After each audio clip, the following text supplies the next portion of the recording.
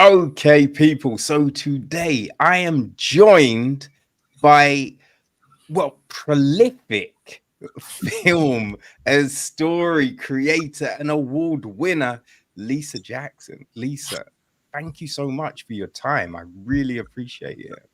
Oh, thank you for having me on the show. Hey, no worries at all. At the moment, you're in Copenhagen, right? At the film festival, is it the world premiere of Wilfred Buck? Yeah, it is the world premiere of Wilfred Buck. Ah, Yes. your new documentary. What's that like? Going to Copenhagen to unveil this to the world.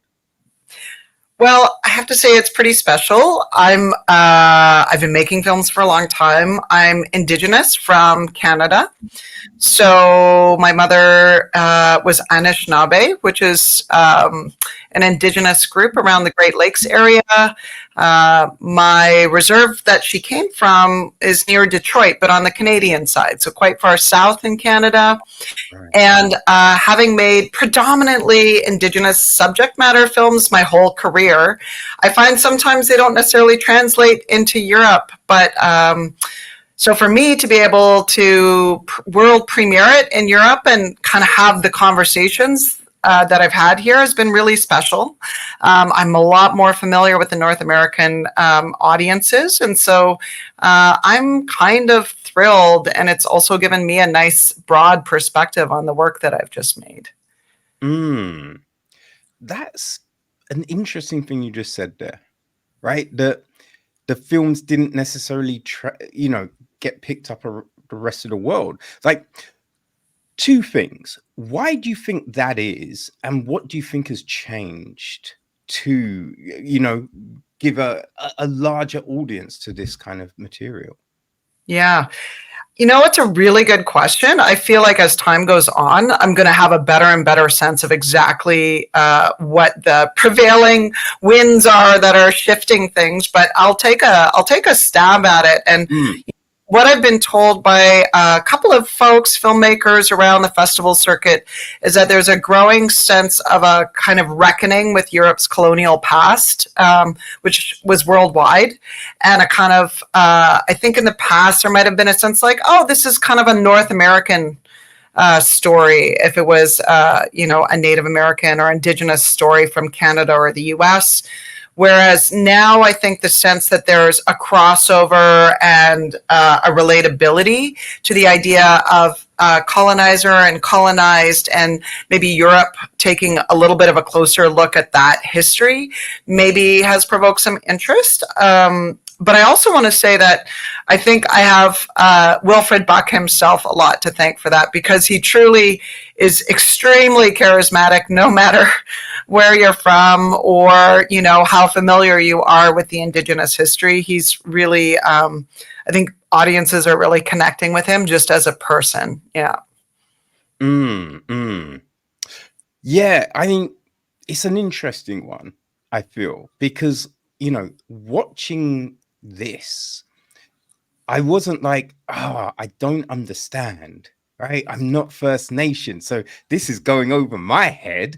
You know what I mean? Like, you can understand it, right? And especially like the hardships that he faced, because when I think it's funny, like I find when things get broken down into these weird little categories, right? This is a Black film. This is an LGBTQ film. This is a First Nation film. This is what a disability film, right? Those labels, all like, it might be helpful in some respect, but then when, you think now everything's on this algorithm, it can restrict people viewing it.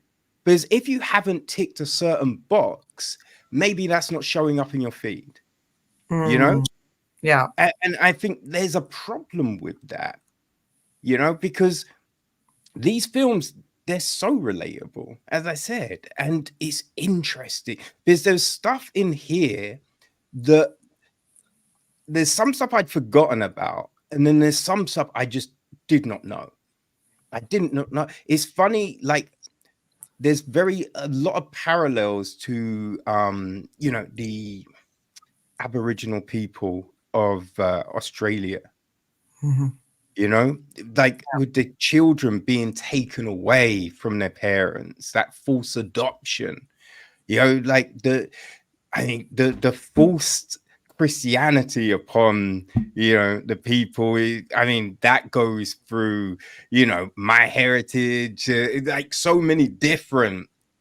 You know what I'm saying? That's a problem all over.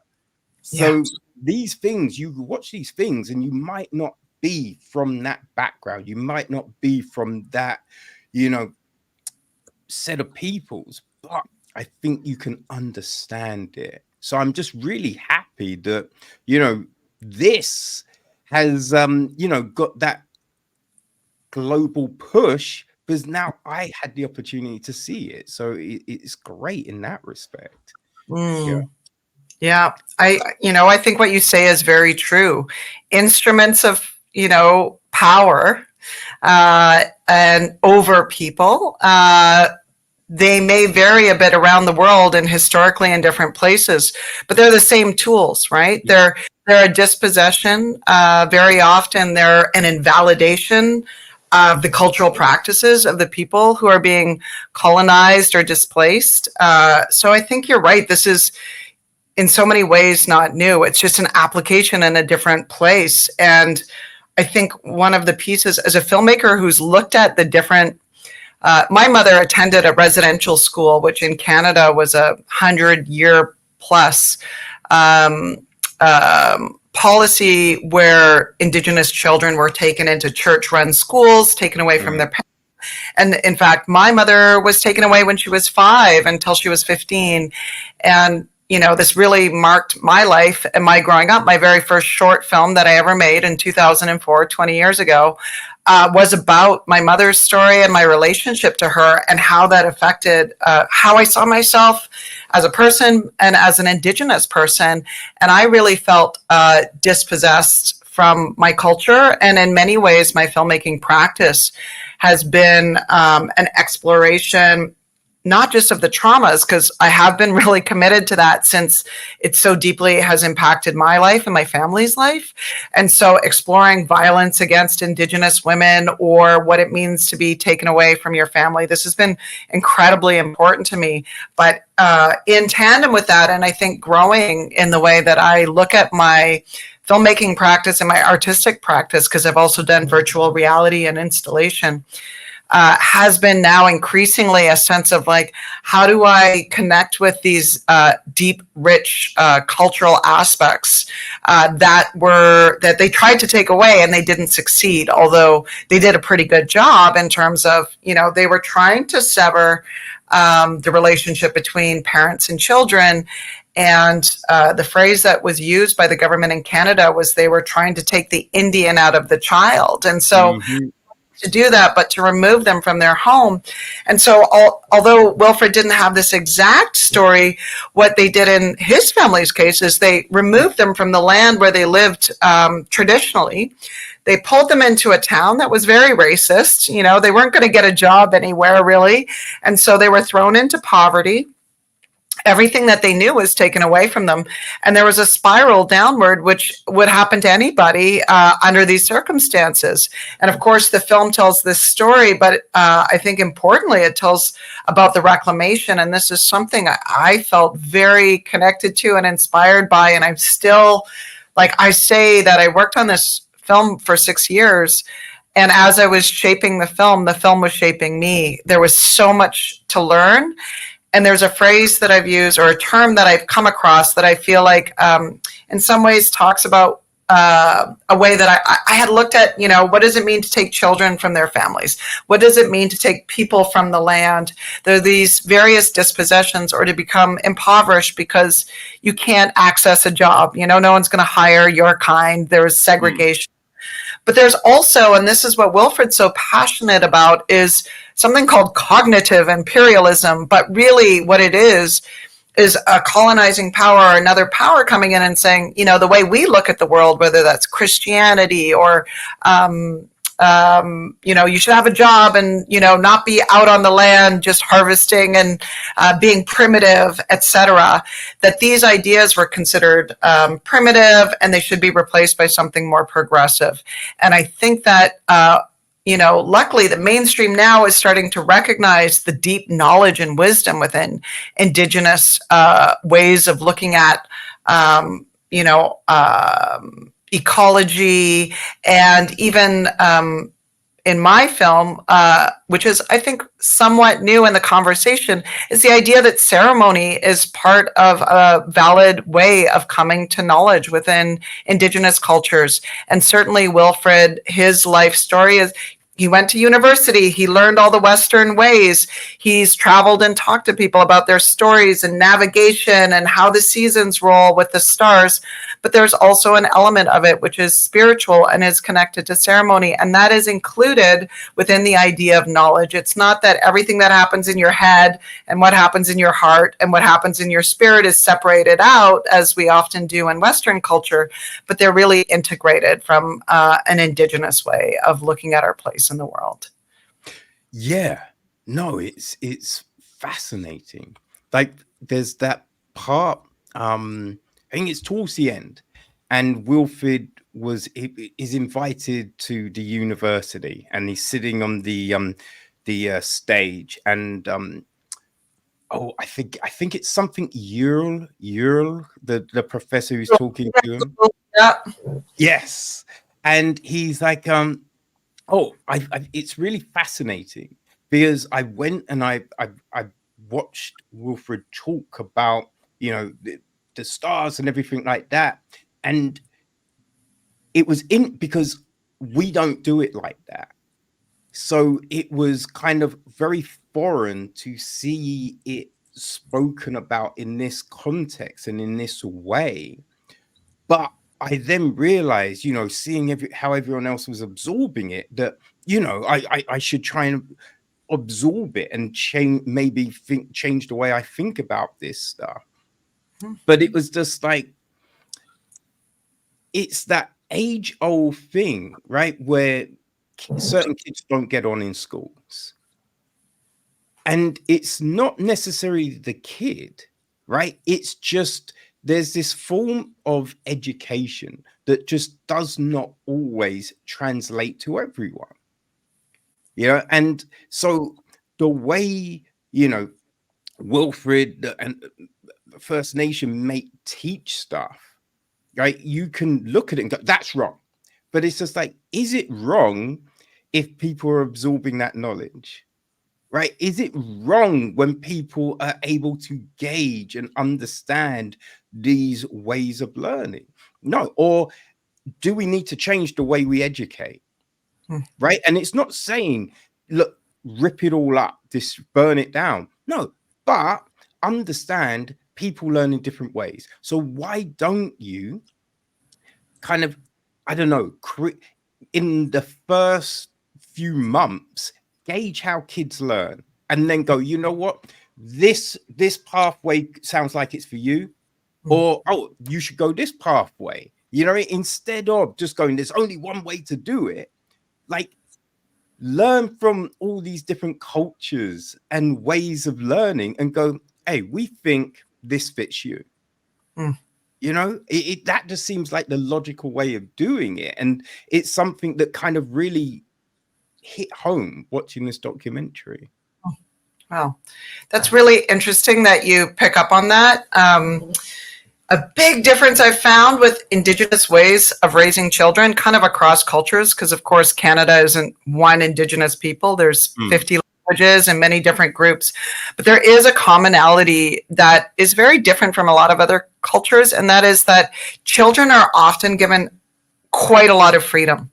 So if you go to community events, everyone brings their kids. They don't get babysitters. All the kids are there. They're all running around. They're given, I think, compared to a lot of cultures, a lot of freedom to express and be who they are, and even sort of take risks. We have a lot of helicopter parenting at times, like, oh, don't do that, you might get hurt. But the sense of sort of freedom, exploration, and respect that children receive, I think a lot of people I know, they really notice that as standing out within Indigenous cultures. But I think to what you're saying, this idea that everyone will go their own path, I think is deeply respected. And so we don't try to put people in the cookie cutter and in the model. And I think that there's a lot of importance put to almost like apprenticing or watching and learning, and like a lot of space. It's not so like didactic, like learn it this way. There's a lot of observing, watching, following, and space for people to go at their own pace. And I know that for Wilfred, when he holds ceremony, there's so much to learn. And he talks about his own process in the movie of, being critical and like, is this elder crazy that's teaching me how to pick up these rocks for a sweat lodge?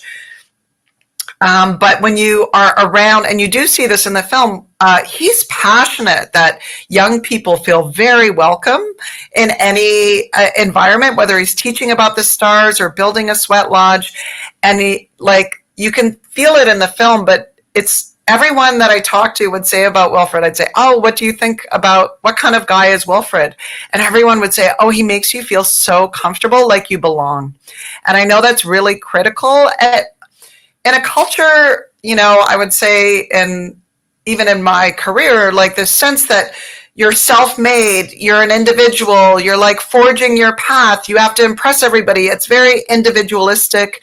It's very like you have to be confident and like demonstrate your, how good you are at everything.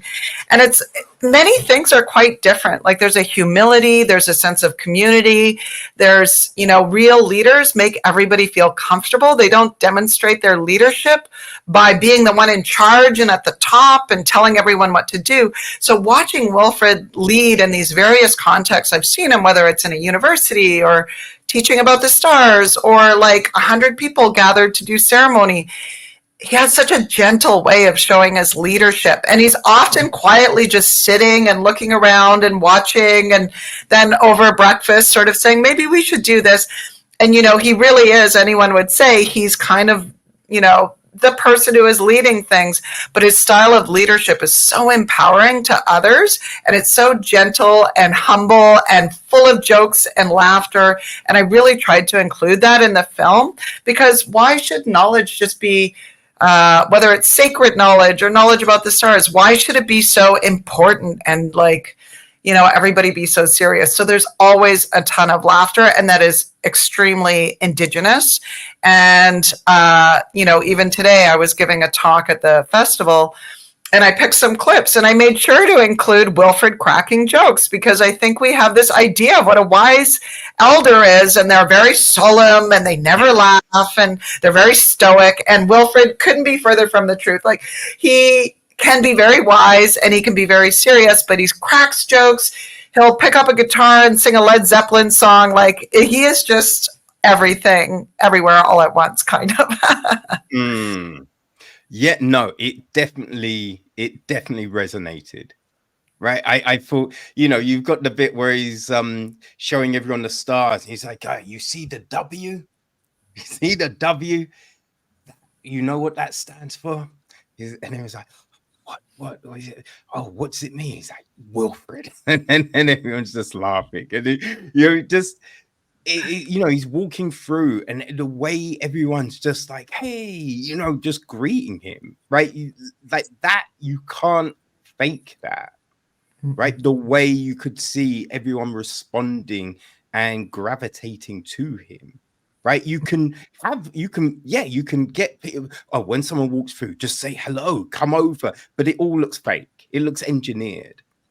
This did not look engineered, right? It looked like there's this honest love and admiration, and you just were like, I want to go to that sweat lodge. I want to hear this talking person. I want to go. Like at the beginning when he's like, I'm going to Sundance, I'm like, oh, the film festival. And then I realized what he's doing, and you're just like, this is fascinating. It is so fascinating. The whole sweat lodge thing, you just think it's like Karate Kid, wax on, wax off, mop the floor, but he learned he understood what he was learning, and he broke his addiction that way, which is just, because you hear about, right, like the clinics people go to, and the traditional ones, and people, they don't always work. But when you hear about a lot of these different things people do, those seem to work, right? Doing ayahuasca, a sweat lodge, like, these things seem to, boom, break it. Yeah. Which is fascinating. Yeah. Yeah. No, it's completely inspiring. I mean, my family, there was a lot of addiction in my family as well. And when I read Wilfred's memoir, I was struck by many things, but one of the things that leapt out at me, and I actually highly recommend you read his memoir. It's like, I could only put like small pieces in the movie, but reading it beginning to end is amazing. It's called I Have Lived 4 Lives. I think it can be ordered on Amazon, but it's a great read. I mean, it's the reason I decided to make this movie was his language. I felt like I was reading Jack Kerouac or, Hunter S. Thompson writing the story of an Indigenous man in Northern Canada in the 60s and 70s. It was, mind-blowing to me. But one of the things I was so struck by was the honesty with which he addressed his personality as an addict, and then how he came out of it, including all the ups and downs, right? And so one of the things we include in the film, and knowing people have become sober, it's not like you quit and it's like an easy path because you've given up everything that you knew. It's a completely, entirely new world. And, in his book and in the film, we tried to touch on the fact that he talks about almost having to reprogram himself, the very beginning stages. He just went to AA meetings every day and 3 times a day on the weekend. And they formed a fastball team, baseball team. They played games. And he said, and then he went back to school. He said, I just had to keep my mind. I was almost rewiring my brain because he'd been so tuned to go to substances, right? All the time. He had to kind of break that. And I think, but then he said he got to a place and he was doing all these things, but he talks about almost like he was sort of still icy inside. He hadn't really accessed his feelings. There was a lot that was still locked up in there. And I think in the movie we have, he says, for the longest time, I did not cry. No connections, no loyalties, no roots. And so he was going along, but he was sort of locked up inside. And as he came to the cultural piece and the ceremonies, it kind of melted that ice. And although it's not fully explored in the film, he says, for a while I would cry at the drop of a hat. It's like once the floodgates opened, there was a lot of processing of all those things that had happened. And it was a real cleansing. And, he came to, over a long time, to become sort of the open person that you see on the screen now that everybody loves so much. I think I saw over and over again that a lot of these highly respected elders had been down a path not unlike his. They'd been through the fire. And it was, not to glorify the difficulties or addiction or anything like that. But I also had to recognize in working on this film that, there's a real gift that people take when they're able to come through. And the strength, is so apparent. And in Wilfred's case, what I tried to capture in the film is that in many traditional stories, you'd have someone, in his case, he lived on the land and life was quite good. And then he was severed and all this trauma and addiction. And then he healed himself. And in many stories, that would be the end of the road. In Wilfred's case, he found a wife and he had children and went back to school and he got a job and all of that was wonderful. And then as he found ceremony, he had a new calling and challenge, which was to give back to his people and to help others who were struggling and help them find their path. And now he's been on that journey for almost 40 years and it continues on. And that's why, in a way, I didn't plan to do the main interview with Wilfred in a car driving. That just happened. Life is what happens while you're making other plans, and certainly documentary is no different. But I realized it was so suited to Wilfred, he's almost 70 now, and he never stops. He's always giving back, and he's constantly on the road going from here to there. But whereas you see in the early part of the film, he talks about, I learned to run away, and he could run away from his problems, and he kept running like for years away because he was in crime and addiction, and he was constantly making everybody angry at him, and so he constantly had to run away from his problems. And then he became someone who was always on the road, but he's kind of going towards his calling now, So the road was a really big metaphor, both of running away, but also eventually coming towards his calling to help his people. Yeah, no, because we can see Wilfred has been on this journey, this incredible journey, right? So it really helps signify that. But, I think having people lead and educate who have been through these things, I think that's very important, right? Because you oftentimes see people like being life coaches, right?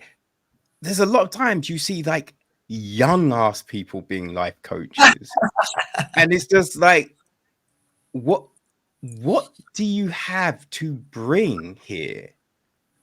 Like, you haven't lived a life yet. You can't. It's like, I always thought it was funny when I was a kid that you'd have little kids see, being like pop stars, but then singing about heartbreak. And I'm like, yo, you don't even know what that is at that point. You know what I mean? Like, oh, damn, you didn't get served, fish sticks for dinner. Life sucks. I hate my parents. Like, you don't know, right? So you need to go through some stuff to be able to go, listen, it's difficult. It's not, because if you haven't been through it, you're the person who'd be like, hey, you just have to buckle down and pull your socks up and you can achieve anything. That's not true.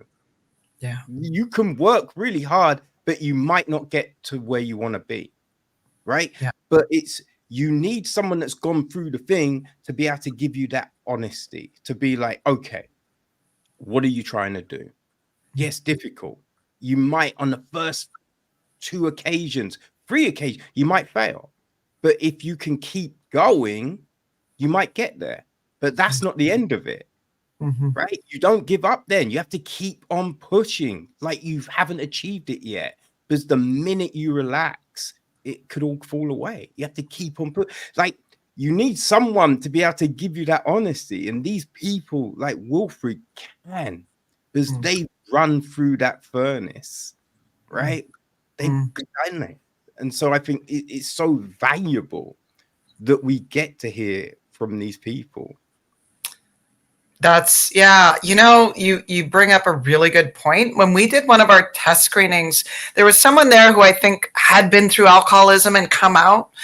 And there was a bit of a debate because you see in the film that, he doesn't sort of become an addict and then get better, and I think there was some pressure at times like, we mentioned, after failing treatment again, I'm going through withdrawals because I'd gone on another bender. So, we definitely show that he would, pull himself out and then fall back down. And when he finally comes out of it, he says, I went into treatment for the 20th time. And that's when it stuck, right?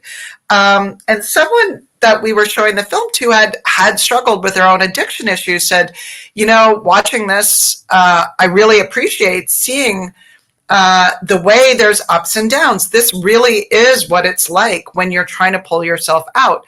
And when we see on our screens, or we see this story, this kind of hero's journey where someone falls down and then the first time they try to, come out of it, they succeed and everything's great. That's not actually real. And as, a recovered addict, I really appreciate seeing this. And she said further, she felt like, for people who are struggling actively with addictions, I think this will be really hopeful because it's not always linear. And she said you can almost look at this film as a kind of harm reduction model where although I'm not an expert in the models of addiction, I have a friend who does work in that. And I know that there's a growing conversation about, total abstinence, or, you have to stop. And there's like a lot of perspectives about how people pull themselves away from addiction. And we know addictions run rampant. Certainly in Indigenous communities, there's still huge issues. And so this idea that we can have a different view of what it means to come to terms with your addiction, and that maybe it takes, 5 or 10 times of quitting, and that's okay, not to, and for those of us who may be supporting people who have addictions, to also have that empathy. I know Wilfred, his perspective, he said to me once, how did he put it? It was kind of beautiful. He said, how can I be angry at our young people who are still caught up, whether it's in gang life or addictions or violence, that they found themselves on the streets. And he says, they've lost touch with their spirit. They've lost touch with spirit, and they can always find their way back. But they're not bad people. They've just lost touch. And I feel like that's when he says it, you can just feel that he knows what it is to have been there himself, because he was violent. I think there's a section in his book where he says, even what he's undergone, he says, I've been shot at, I've been hit by 2x4s, I've been, I think near the beginning of the book, he says, I've lived and died something like 6 times. Like, he's just been through the ringer. He's been violent. He's had violence enacted on him. He's had it all. And so he really comes from that place of knowing, and the empathy, I think, that generates, because I myself have seen that he has ceremony, he has these teachings, and people from all walks of life show up, from all backgrounds, including a lot of people who are really suffering, and everyone is welcome. So a lot of times the wellness culture that you can see is very much like a privileged, I like yoga, and I actually do Tai Chi. I like Tai Chi, but there's all these things, and they're all great, right? But they can kind of tend to be a certain class or a certain kind of privileged perspective, where I've seen that this way of life, it's like everybody's welcome. You can show up if you're down and out, and you're just as welcome as anybody else, and there's no charge to join.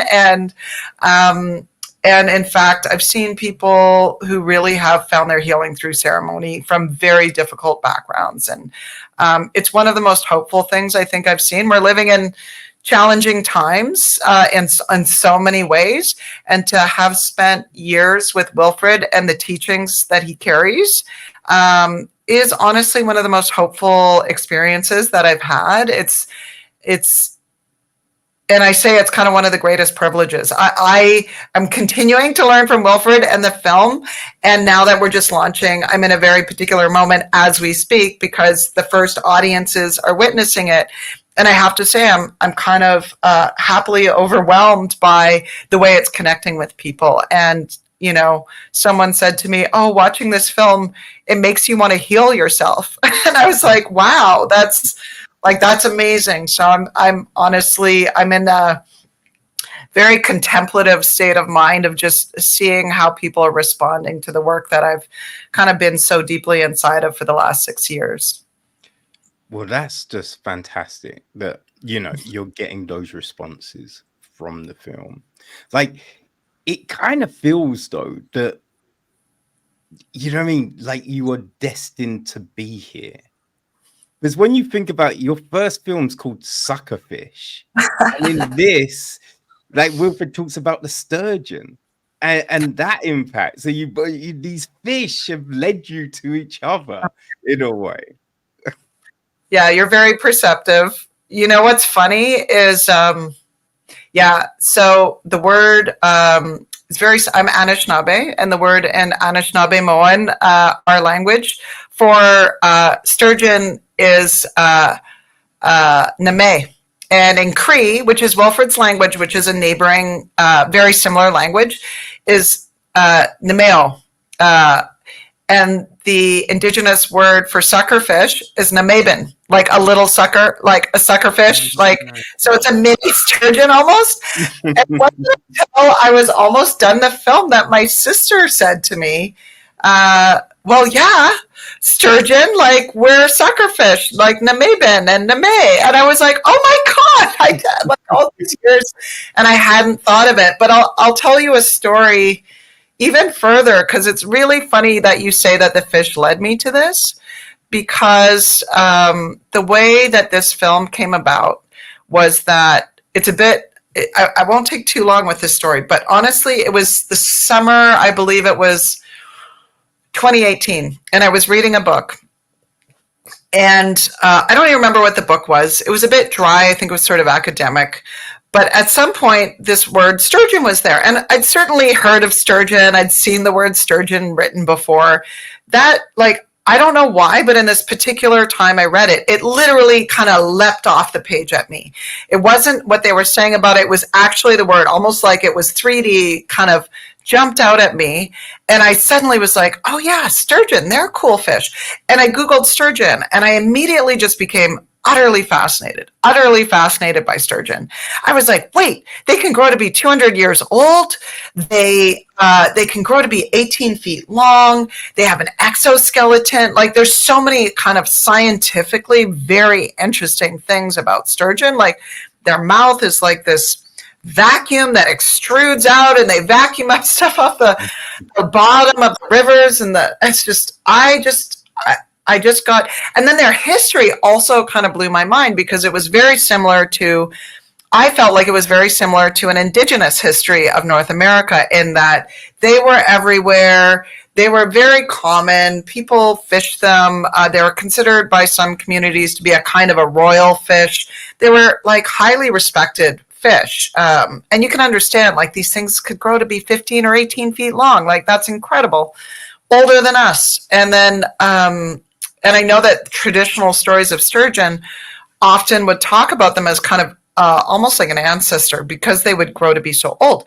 Anyway, suffice to say, I'm fascinated by sturgeon. I knew nothing about Wilfred Buck. At the time, I was finishing a virtual reality piece called Bedauben First Light, and it ended up going around the world and kind of having a big impact. I was almost finishing that VR, and I remember saying, and it's basically an 8-minute experience where you're in you could call it a post-apocalyptic downtown Toronto, like downtown urban center, but it's not meant, we would, for lack of a better term, let's call it post-apocalyptic, but it's kind of like nature's taken over, and there's a whole bunch of stuff in that. But I had said, there's a part where you're in a subway tunnel, but it's like overgrown with, like, there's, the roof's busted through and plants are growing, and like there's there's a canoe that they obviously, where the subway was is now kind of an underground river. And I had wanted to put a sturgeon in this. And we're almost at the end. I said, let's put a animated sturgeon going down and they said, no, it's too late. There's no time. That's too much. And so I could not get this sturgeon into that piece. And they're like, oh God, Lisa's just obsessed with this sturgeon. Anyway, fast forward 6 months or something like that. And I heard of Wilfred Buck, and I had what I call a zap. So I had that with the sturgeon. Then I had it with Wilfred. I had never heard of him, but the sentence that came into my head at this conference, someone just mentioned his name. And I was like, someone has to make a film about Wilfred Buck. I didn't even think it was me. But I just became like, I've got to reach out to this man. And, you might think that's woo-woo, but that is what happened. And so I ran up to the presenter on the break and I said, please, can you put me in touch with this man? Someone has to make a film on Wilfred Buck, was what I said. And so he said, sure. You don't know the half of it. He's got a very interesting life story, actually. And so I'm talking to Wilfred a few weeks later, and I don't even know what I would have said, because so odd. But I just said, I'm a filmmaker, and I'm kind of interested to learn more about what you do. And because at the time, I didn't even think I would do the film. But anyway, he goes, I've just finished writing my life story, like just now, basically. And the only people who know I'm writing it are my daughter and my wife, but I'll email it to you. And like this stranger that he doesn't know. So he emails it to me that day. And on the first page, I just read the way he was talking about this experience, as I mentioned earlier. And I was like, okay, I think I'm going to be the filmmaker to make this film. I just love the way he's writing. I can just visualize it. It's like, it's so fun and like heartbreaking and funny and wise. I was just so captivated by his language. Then I get to the last page of this 50-page life story he's written. And what is on the last page of this story but the Sturgeon star constellation? And that was when it was like the deal was sealed for me. I was like, okay, I guess I'm the one to make this film. So very thoughtful that you mentioned the piece about the sturgeon, because truly the sturgeon led me to this movie. It does seem that way. It does, and it's funny. There's in that part when Wilfred talks about the dream he had, and he didn't know what it was, and then he heard his wife talk about, and he realized it was a dream. So it's funny how these things can work and do work, right? You can go, that's nonsense, but is it though? You know what I mean? Because it seems to have worked. It seems to have worked. Yeah, I mean, not everybody believes in these things, but I think your experience is your experience. And I can tell you from an Indigenous perspective, like the idea that sometimes guidance comes in dreams is not unusual. You know, it is in a Euro-Western context so often. But I also feel like the film, you know, I think asks us to maybe think about what it means to be a bit more humble about our place in the world, what it means to maybe listen and open our mind more. And there's a really highly regarded elder that is briefly in the film, Leroy Little Bear. He's Blackfoot, and he says something really. He tells a story about the Dalai Lama, and it's a very powerful story. And he's repeating it. He didn't come up with it, but the story goes that it's been in vogue, I think. You know, there's been a period of time where scientists would like to go and visit the Dalai Lama. The Dalai Lama, I guess, has quite an interest in science, and there's been a lot of cross collaboration or whatever. And so he was saying, oh, it's kind of the in thing for scientists to go visit the Dalai Lama. So there's this story that of these scientists visiting, and in the Dalai Lama's culture, the Tibetan culture, you would pour tea for your guests. So he was pouring them some tea, and then he's pouring the tea, and he keeps pouring, and the cups start to overflow, and the tea's spilling everywhere, and they're thinking, what's up with this guy? And then he says to them, he stops pouring eventually, and he says, look, the thing is, you guys, you know too much, and your heads are just full. So if we talk right now, you're not going to be able to absorb anything because your cup is full. So to be able to accept something new, why don't you go home and try to empty your cup out a little bit? And then maybe you can come back and we can have a conversation. And then he goes on to say, in our Indigenous cultures, if you go to see an elder or you go to see someone for a teaching, you know, they almost always will start with ceremony. And that's because ceremony is a way that we empty our cup. We empty our cup and we open ourselves so that we can allow something new to come in. And, you know, that's one of the most profound teachings I think I've heard, and what I've sort of come away with, that ceremony can be about healing and various things, but it's actually about a kind of emptying our cups so that we can open ourselves to new forms of knowledge. And what that looks like is different for everybody. But I think the act of having the humility to empty our cups out and to open our minds to something new is, you know, what's important to take away from that. And one of my favorite sayings is from Shakespeare, which is totally maybe as colonial as it gets. But the quote that I love is, there are more things on heaven and earth, Horatio, than are dreamt of in your philosophies, right? The real world is rich and has so much more complexity than we can wrap our minds around as humans. And we have incredible knowledge, especially in science, and what we've discovered about the atom and the universe is like unbelievable. By the same token, there is a kind of knowledge that is learned by being in nature, by being in relationship to the world around us, and having our ears and our eyes open and just paying very close attention. And what we can learn from that is very valuable. And oftentimes that's much more about our relationships to the earth, to each other. And it can be as rich, if not more so, and often I think more wise in its holistic way of looking how we all connect than, maybe the kind of knowledge that knows how to categorize and name and break everything out into its little pieces and understand how it works to the tiniest little detail. I mean, that's valuable too, but sometimes it loses the big picture. And I think that Indigenous knowledge, for generations, has a technology for passing on knowledge, even without, having writing for so long. The oral histories and the practices of how things are transmitted are extremely rich. And I think, the Western world is opening up to what that traditional knowledge means, where a story that on the surface can seem somewhat simple actually reveals itself like a kind of an onion. There are layers to it, and it requires us to not expect it just served up on a platter, very, easy to digest and like a sound bite or the listicles or whatever, but to actually have to like contemplate it and maybe come back to it and really bring ourselves and our life experience to it. So, yeah. Yeah. No, that's great. I love that empty your cup thing, because it's so true. And when you think about, right, like I've done yoga, Pilates, jujitsu, Thai boxing, and before all of these things, right, you do something at the beginning to kind of focus yourself, to free your mind.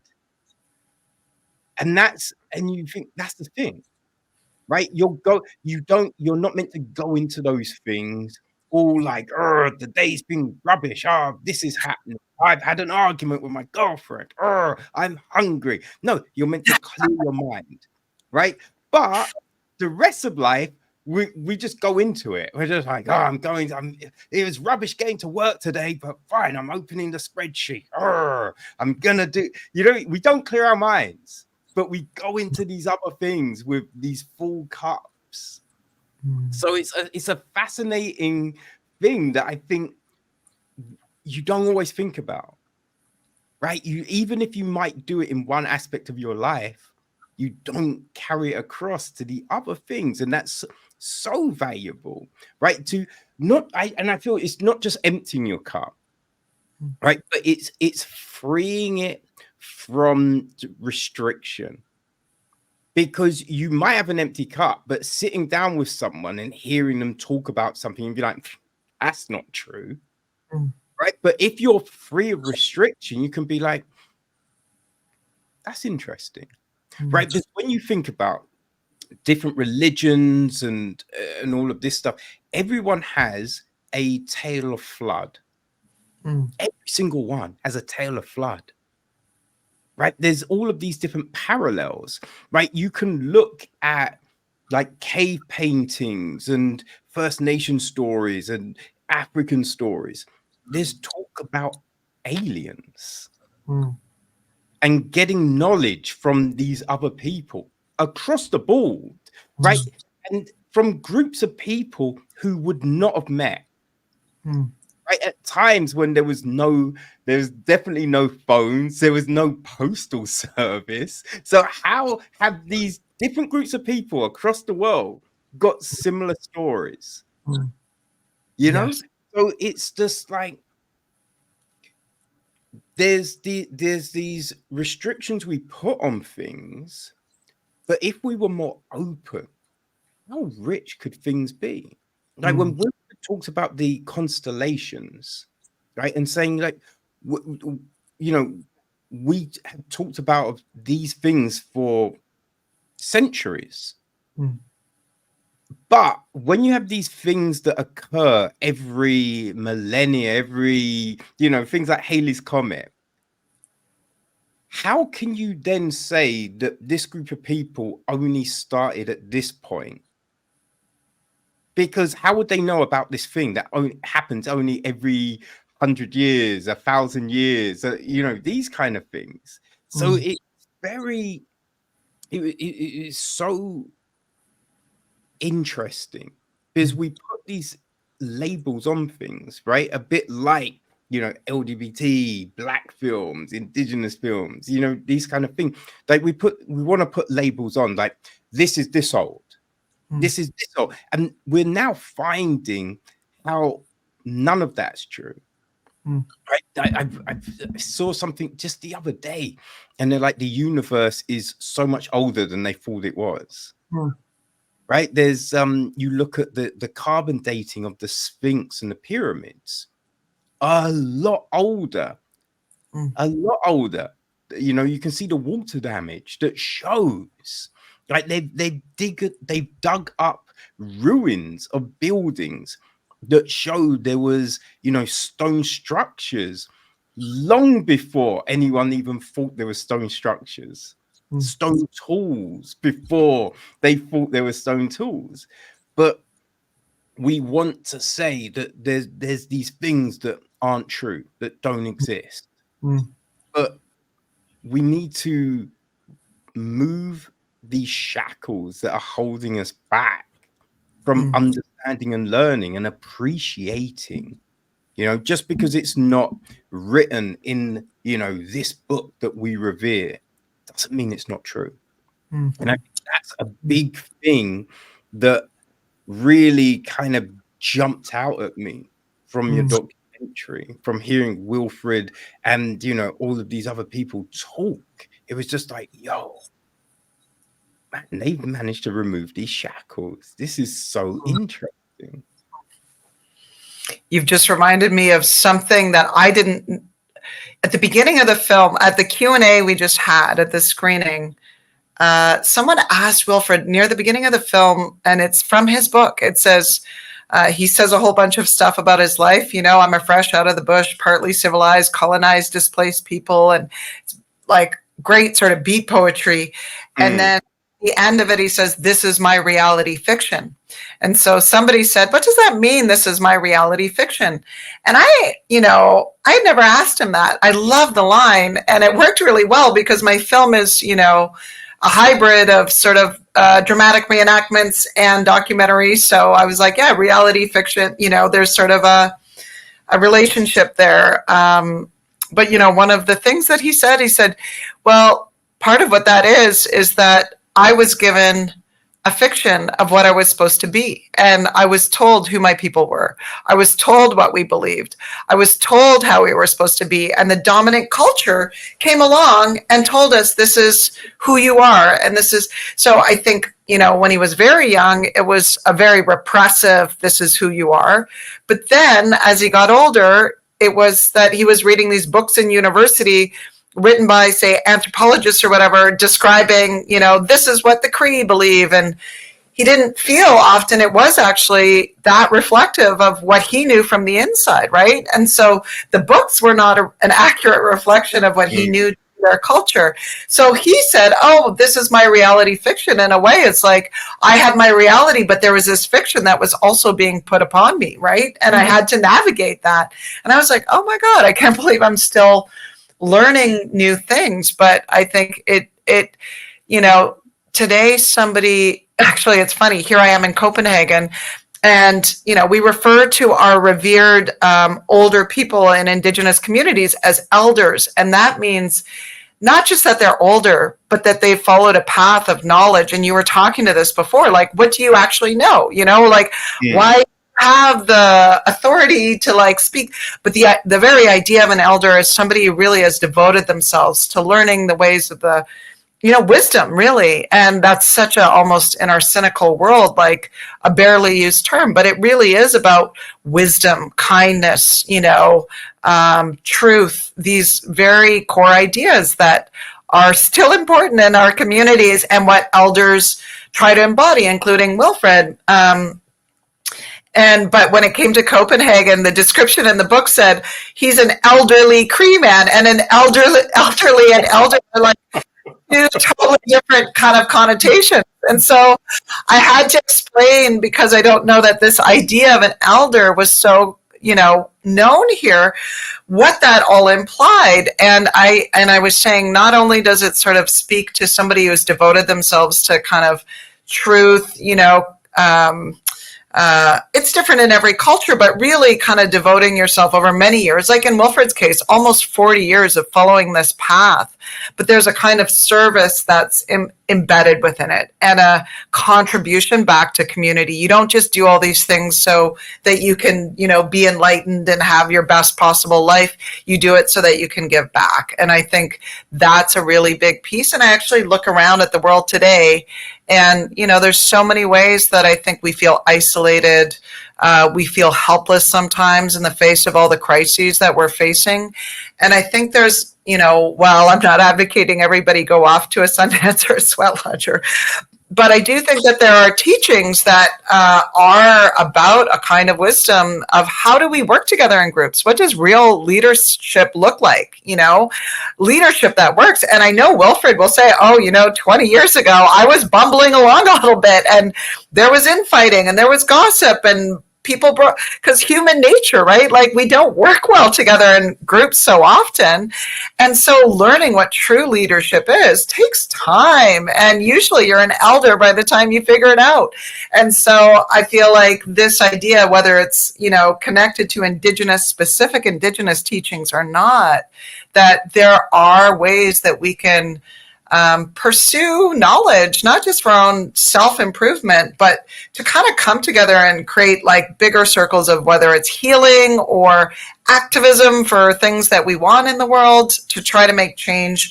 I think we have a lot to learn from Indigenous ways of leading without the kind of power dynamics we might be used to, leading without like that kind of the kind of coercion, leading with humor and grace, basically. No, that's so true, right? Because I think you go to school, right? School is a certain amount of years. Then there might be college or university, another fixed period of time. And then at the end, you know everything. You don't know anything. You don't know anything. Right? You know within the confines of those walls, but you don't know how to actually, eat that out in the wider world where there are different constraints, different realities. So I feel that firstly, schools should have classes that teach us how to be. Right? Because you do maths, you do English. What about communication? Right? What about understanding? There should be something like that that gives people that life scaffolding, but also let people understand that it doesn't end here. Right? This is a continuous journey. This is something that you build on, you evolve through, because I think that's again something that really resonates. That Wilfred, he was at school, that didn't work. He did, got into crime, addiction, all of these different things, but then found this new path, right? And even on that new path, then he found new things to learn and new things. And it's this constant, renewal, right? It's like, and it is like nature, right? Like you can, till the land, right? You grow flowers, you grow corn, you grow potatoes, whatever, and then it disappears. But then you turn the ground over and then it grows again next season, right? And that's what we need to do, constantly turn the soil so we continue to grow, and I think that's definitely something that a lot of people can take from this and should implement in their lives, because it's not just an Indigenous thing, right? It's something that can work for so many different people, and we see it. People, send their kids to these weird camps because they need to learn discipline, they need to learn, or they just need that understanding. So maybe like a Sundance would work for them, right? Maybe something else, but who knows? Like we should open this all up, right? Spread it around, and I think it's just going to enrich. It's not going to restrict or hold people back. It's only going to enrich people. Yeah. And I wanted to just mention one thing about just the way I made the film, or what my intention was, because I think it's kind of relevant to what you're saying, which is, I'm a filmmaker or an artist, I guess, that a media artist, however you want to say, that has, I've done documentary, but if you're to look at my body of work, it's very cross genre. It's often a bit unconventional. I did a short IMAX film with, macro shots of lichen that sort of felt like I've used form in these ways, essentially. I've done music, TV documentaries, current affairs, stuff that would be a bit more recognizable, but probably what have been best known for is like very unusual takes or mixed things. And in this film, I felt like I brought a lot of that to bear. And what I wanted to say about this, so, we follow Wilfred around today. That's verite documentary. We reenact scenes from his life that are these kind of stylized. We shot them on film, and then we've blended them with these beautiful archival footage from the National Film Board of Canada, because they've been filming in communities going back into the 60s and 70s. And it's such beautiful, evocative footage to help tell the story that Wilfred is bringing us into. And then there's these sort of poetic parts with the sturgeon and the stars. And, again, I did macro shots of meteorites as a kind of evocative sort of deep time thread, this idea of like an ancestral deep time. But one of the reasons I wanted to use these different forms, specifically, not just like to kind of show off different styles, was to actually to actively think about how we take information in different ways. Like, we watch a current affairs doc, and we're kind of just learning a story, like more so in our heads and like following the plot, etc. Other things we might see are more like emotional and poetic, and like we really feel them in our hearts or our guts, that make us sad or scared or whatever. It's like more bodily. And what I wanted to do was use these different forms to actually have people, have an experience that moves them through the different parts of what it means to be human as part of the viewing experience. Because oftentimes you might go to a film and it's like totally abstract poetic, and you're kind of in this meditative philosophical space, or it's like heartbreaking and you're totally emotional, or it's like very intellectual and you think about a lot of things. And I wanted to some degree, layer those things within the same movie, so that as we moved from kind of our different parts of our being, that we'd have a kind of unique experience of like those things next to each other would kind of like maybe weave something back together within us even. Do you know what I mean? I feel like Wilfred's these teachings are kind of about taking a world that can seem so fractured, and especially if you're an addict, right? Like you're so, the world is kind of black and white, but kind of knitting it back together from a very holistic perspective. And I was trying to, in some ways, I think, evoke that within the viewer, that in some ways you're knitting together these different parts of how you take in a story. So I don't know how successful that was, but I did want to mention it because as a filmmaker, that was something I was really hopeful could be a tool to kind of provoke something in the viewer. Yeah. Like, when did that come to you? Right, because you read the biography, and then you thought this needs to be a film. But so when did the form of the film come to you? Quite early, yeah. Like people who read my written treatment, a couple of them said, like the music supervisor said, when he saw the film, he said, "Oh my God, you made what you said you were going to make," meaning like this stuff. And I was like, "Yeah, isn't that what people do?" And he's like, "You'd be surprised." Like he's like older and he's worked on so many, both fiction and documentary. And he's like, "You'd be surprised. It actually does not happen very often at all." And I was like, "Oh, really?" But he said, "You had all these sort of crazy ideas of what you were going to put together. And you did actually do that." But it came, I will say it sort of came to me pretty early on. Like reading the book, and I was very familiar, I will say, already with the kind of beautiful archive imagery available at the National Film Board. I've done other projects that had used it a little bit, and I'm a bit of an archive nerd, and I kind of, being a Canadian, the National Film Board has this like very prominent history in documentary. So I had learned about it in film school, and I really did find, because a lot of times if you go back to the 60s, a lot of the footage is newsreel footage, and it's like of a certain type.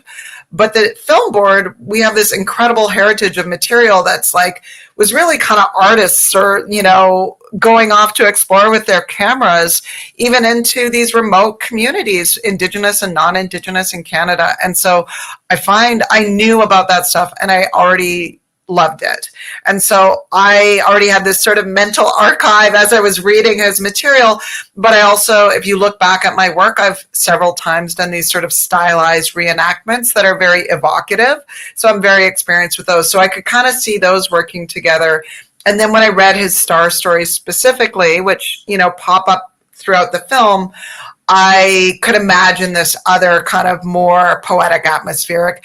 And I'm not sure when I got the idea. Oh, yeah, I did see a film and I saw just an image of, this slice of a meteorite seen through a microscope. And then when you rotate a cross polarized light through it, it suddenly transforms into like this beautiful stained glass window looking thing. And it blew my mind.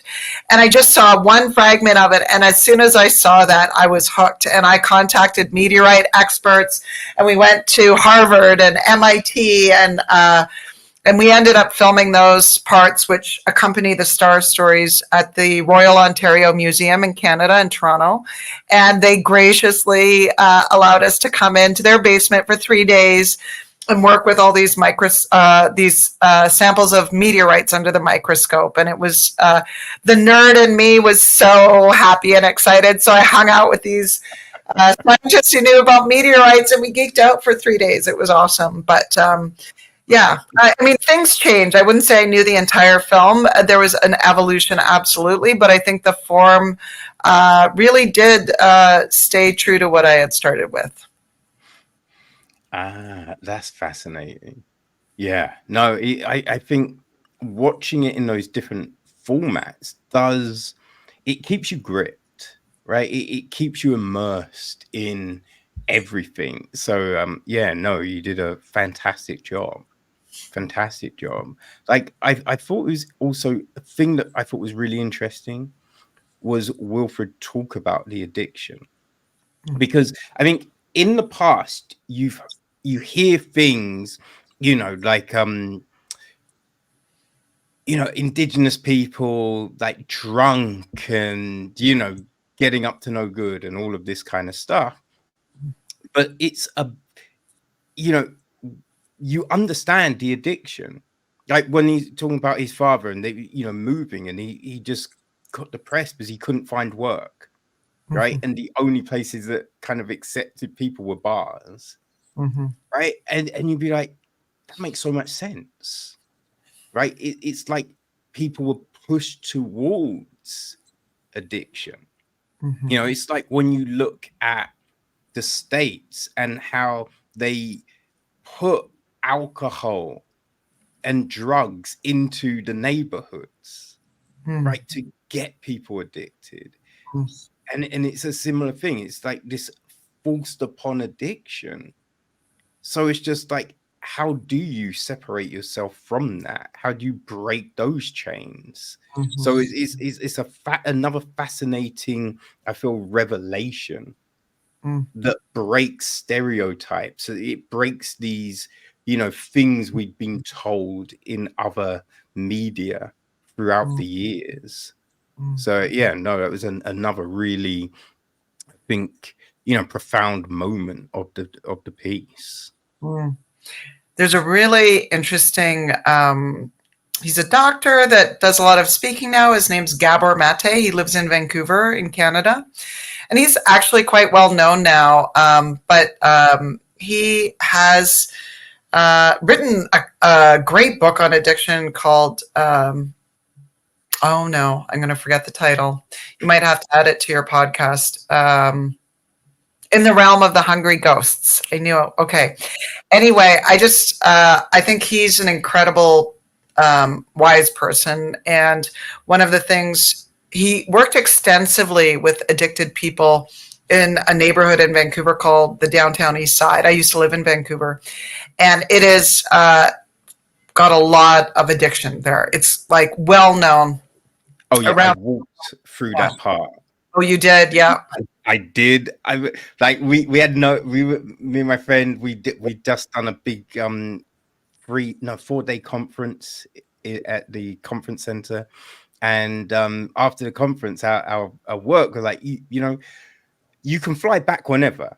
You know what I mean? So if you want to take a bit of a holiday, take a bit of a holiday. So I just stayed over for an extra day, and then I went to see friends in Louisiana. But so my friend found this cheap hotel, and we're like, cool. And we were walking to it, and we walked through that part. And it was because you don't, everything's nice, nice, nice. And then suddenly you're just surrounded by all of, all of this. And it was just like crazy.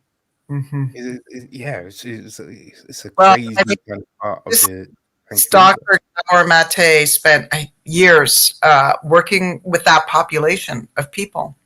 A lot of Indigenous people in the Downtown East Side as well. But, you know, a very simple thing that he said, I mean, I think his book about that, you know, after spending all this time, he did write this book that was about addiction, and it's brilliant.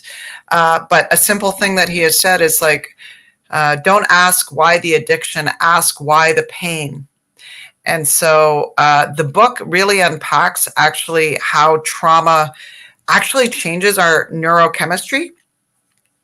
And so if we've been through a traumatic upbringing, like we might, I mean, I don't quote me on this because it's been a long time since I read the book, but we might not have as much serotonin, or like the actual chemicals might be differently balanced in us, right? And so for some people, it might be when they try a certain drug, it doesn't have an effect on this person, but for that person who's low on such and such chemical in their system, it provokes that, like it, you know, they get a surge of that chemical, and they would say, oh, it's like the hug that I never got. And like, how can they let that go, right? So this idea of the context of where people are coming from and the deeper considerations of why addiction happens, I think is really fascinating. And one of the things I sort of enjoyed about Wilfred's, and that I put a little bit in the film, is even his acknowledgement of, you know, what a asshole he was. You know, there's a scene where he talks about, you know, oh, I started to see I was surrounded by assholes, but you come to realize as he's telling this story of everything going wrong and he's cursing everybody, everyone's an asshole, you know, you start to realize, you know, it's a bit tongue in cheek because he's clearly the asshole. I mean, maybe they're assholes, but clearly it's his mindset that's leading to all this. And so, you know, it leads to him of falling through an ice road and in the night, and it's freezing cold, and obviously he could easily die. This is northern Manitoba, and he falls through and he's going, fucking assholes, when of course it's his own fault that he fell through the ice. And I just love his ability to even like honestly speak to those elements, and how, you know, part of it was like, no, he felt justified criticizing and railing at everybody around him because he was the victim, right? And surely he was the victim, but also realizing that it became something he really held on to, you know, and he needed to eventually unpack that a bit. Yeah, that was just I couldn't believe that, because I'm just like, wait, you fall into ice water in Canada. Like, surely that's it, right? Mm-hmm. You oftentimes you hear about people, but falling through ice, but then because it's ice, there's no grip, there's no friction, so pulling yourself out is impossible. So that was just Yeah. crazy. There's a reason his memoir is called I Have Lived Four Lives. Like, Yeah. And he says I should be dead several times over, but he somehow survived. Yeah. Oh man, yeah, it's definitely a life. He's definitely lived a life, Wilfred, and it's just fascinating how he's navigating it now, and just Yeah. seeing how it's impacted so many people. Like hearing his daughter talk, Mm. about everything. It was just really touching as well. His daughter and his wife, and it was just like, oh man, Yeah. yeah. He's a big family man. I mean, there's not a lot of interviews in the film, but I did do quite a few, and so many people. I mean, I have so much admiration because he does all this community work, and everybody who knows him well says, yeah, but he's totally a family guy. He's so close with his wife and his 4 adult children, and they're so central to his life, and they're part of everything he does. And it's like, wow, he really, someone with their priorities straight, he got them straight, and that he can be this incredible leader. And I see how he handles it with such grace, and the admiration for how he can humbly move through life, being very committed to his family. And in a way, and this is not unusual within Indigenous communities, you hear at one point someone yells out at one of these gatherings he has, they say, we love you, uncle. And that's a term of endearment. A lot of times in our communities, they'll call people auntie or uncle. It's just like an older person that you look up to.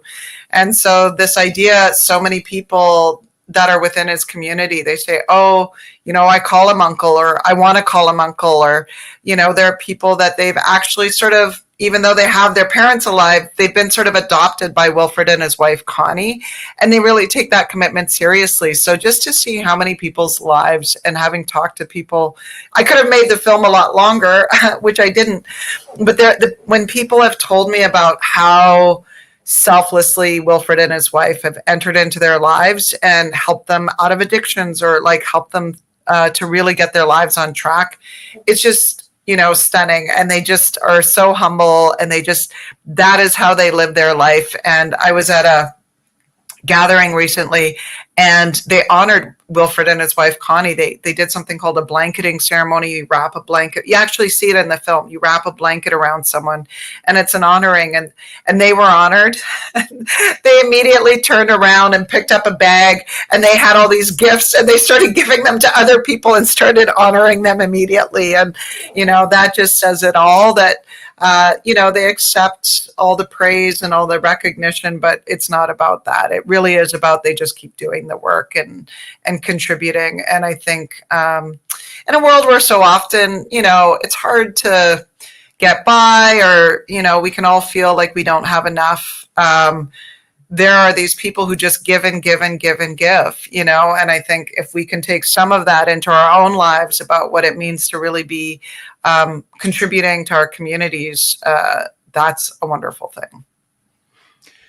Oh, for sure. Yeah. How have you had many screenings in the community? How has it been received in that? We are about to. I mean, really, Monday was my first group screening, my first public screening. It was the world premiere. Right. And so we're currently planning, the first place we'll go is to Winnipeg. That's where Wilfred lives. And we'll have a closed screening for his whole community and people involved with the film. So that's in the works. That'll be coming up very soon. And then we'll be doing some festivals, which is not unusual. And then in Canada, at least, the National Film Board is co-production partner on the film. So they were there with me from the beginning.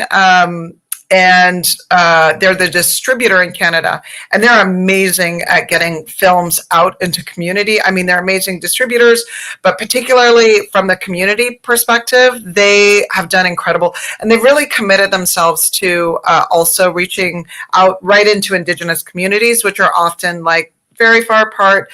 And so I'm excited that that's the plan, is as this year rolls out, that they will be, it's a government agency, so they'll be able to make this available really broadly to any communities in Canada, but especially to Indigenous communities.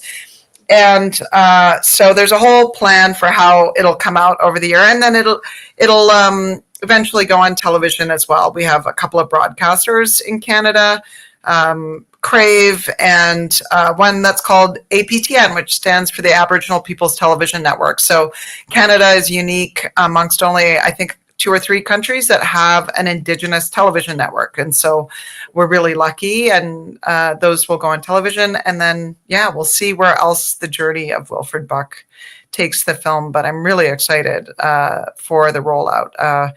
And I expect this year will be festivals, and I can't wait actually to be there with audiences. Oh, that will be, that will be kind of magical. That definitely will. And hopefully you'll get some distribution to bring it to the UK. That would be great. Would love that. Yeah, absolutely. Oh, I have to say, I've heard for years about the Sheffield Film Festival, and so I'm secretly hoping there's an opportunity to make my way there. And so we'll see how that goes. Yeah. That would be good. Yeah. I think that's one of the largest documentary festivals. I think it takes place in June. So I think you might have missed the cut for this year, but maybe next year for sure. We'll wait and see. We submitted, so we shall see what comes. Okay. I think we got in under the wire, and then it's the waiting game. It's the life of a filmmaker. You submit and you wait, but I'm optimistic that the film will find its audiences, and I'll get to travel with it and enjoy this part. Filmmaking can be a lonely and very challenging endeavor at times. There's a lot, and I worked with an extremely talented team on all fronts, like cinematography, editing, and then also producing partners who helped with it. But it was the first film where I was writer, director, and also producer. So, it was a big learning curve for me as well about representing the film in that way, which has gone well. But I will say I'm ready to just celebrate the film out in the world versus all, there's a lot of paperwork as well as a lot of actual filmmaking. Yeah. Oh dear. I mean, if you do get accepted in Sheffield, let me know, and I'll come by and we can break bread, as it were. But do you have your next project in mind, or are you going to give yourself a little break? I'd love a break. That may happen. I have a few things that are sort of percolating, and so I know what's coming up next. There's can't say which, but there's an amazing novel that is by a Canadian Indigenous writer that we're looking at adapting to a fiction feature film, and I love this story so much. And so there's a kind of script adaptation happening there, and as well, it's early on, but I'm considering doing a big feature film about sturgeon. So I don't know that my story with sturgeon is done yet. I've started to develop something about that. And then I mostly do doc, but I do some drama, and there's an amazing Netflix series called North of North that's being led by a couple of my Inuit friends up in Nunavut, the north of Canada.